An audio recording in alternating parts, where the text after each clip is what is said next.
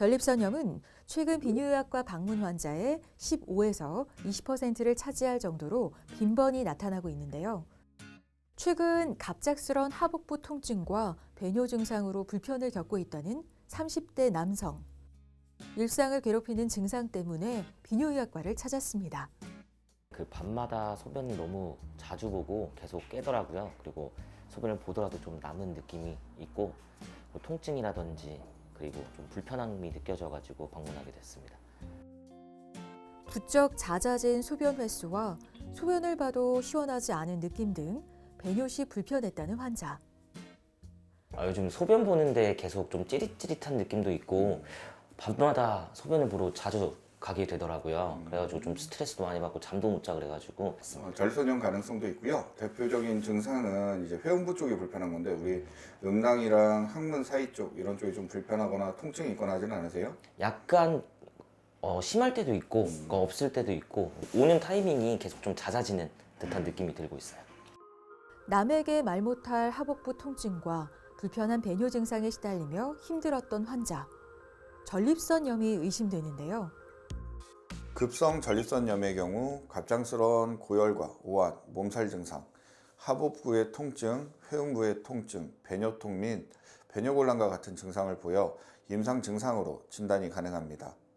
만성 전립선염은 이보다 다양한 증상을 호소하고 증상이 반복되는 것이 특징으로 주요 증상은 음낭과 항문 사이의 회음부 통증 및 불편감이 가장 흔한 증상이고 회음부 외에도 고환이나 성기, 골반 부위, 하복부, 허리 후 통증이 나타날 수 있습니다. 통증의 정도는 환자에 따라서 정도의 차이가 매우 다릅니다. 그리고 사정 시 통증의 발생, 사정액에 혈액이 섞이는 혈정액증이 보일 수 있습니다. 배뇨 관련 증상으로도 빈뇨, 잔뇨감, 야간뇨, 절박뇨 등 다양한 하부 요로 증상이 발생할 수 있습니다. 그 외 발기력의 저하와 같은 성기능 저하 소견도 보일 수 있습니다. 전립선염의 종류는 원인과 증상 기간에 따라 4가지로 구분하는데요.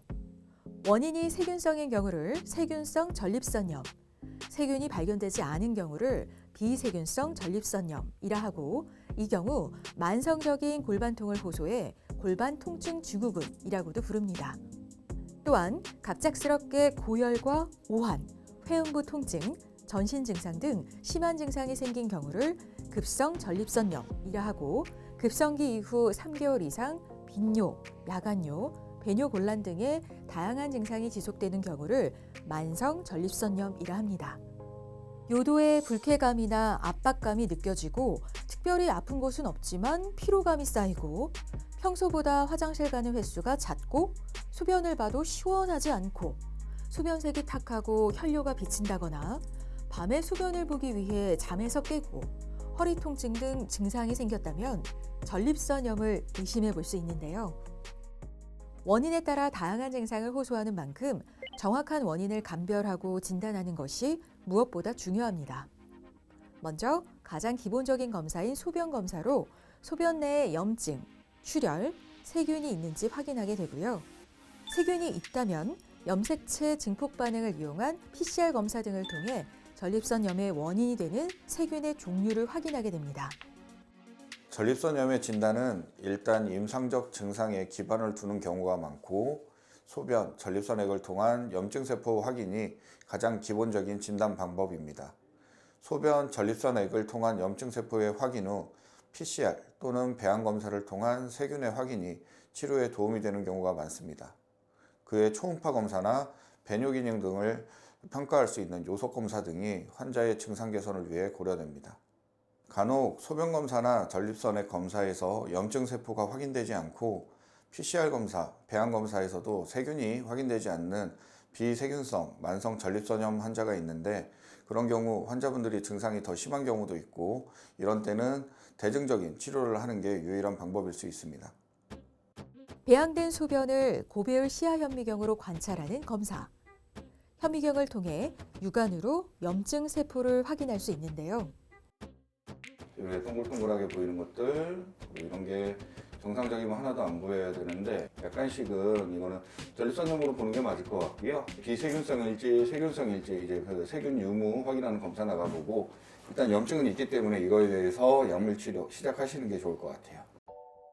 염증과 세균이 검출되면 세균성 전립선염으로 진단하고 염증 세포는 발견됐더라도 각종 배양 검사에서 원인균이 검출되지 않은 경우 비세균성 전립선염으로 진단해 치료 계획을 세우게 되는데요. 전립선염을 방치하면 만성적인 전립선염으로 발전할 수 있고 폐혈증과 균열증 같은 심각한 합병증도 일으킬 수 있는 만큼 초기 적극적인 치료가 무엇보다 중요합니다. 전립선염의 경우 방치되는 경우 치료 기간이 훨씬 늘어나고 치료 효과도 충분하지 못한 경우가 많아서 증상의 발생 시 반드시 치료하는 것을 권합니다. 그리고 꾸준한 치료를 통해 증상의 개선이 이루어진다면 삶의 질 개선이 동반될 것입니다. 전립선염의 치료는 세균 제거에 도움이 되는 약물을 사용하면서 염증을 가라앉히기 위한 치료를 진행하는데요. 이와 함께 전립선 마사지, 체외 자기장 치료 등을 병행하면 염증 완화와 증상 개선에 도움을 줍니다. 저주파와 고주파 자극을 통한 체외 자기장 치료, 전립선 주위 근육의 긴장을 풀어주고 골반 근육과 신경을 강화해 전립선 통증을 줄이며 사정력 강화, 배뇨장애 개선 등의 효과를 기대할 수 있습니다. 전립선으로 항생제의 침투가 오래 걸리기 때문에 1, 2개월 정도 항생제를 장기간 사용하는 것이 치료에 도움이 됩니다. 그리고 소염 진통제를 통한 통증의 조절, 알파 차단제를 통한 배뇨 증상의 개선, 근이완제를 통한 근육신경통의 완화와 같은 대증적 약물의 사용이 추가됩니다. 그외 골반부에 대한 온열 치료나 체외 자기장을 통한 치료가 보조적으로 사용될 수 있습니다. 전립선염은 단기간의 치료로 증상이 바로 개선되지 않고 재발도 흔하게 발생하는 질환으로 단기간에 효과가 없다고 치료를 중단하지 않고 꾸준히 치료를 진행하는 것이 좋습니다.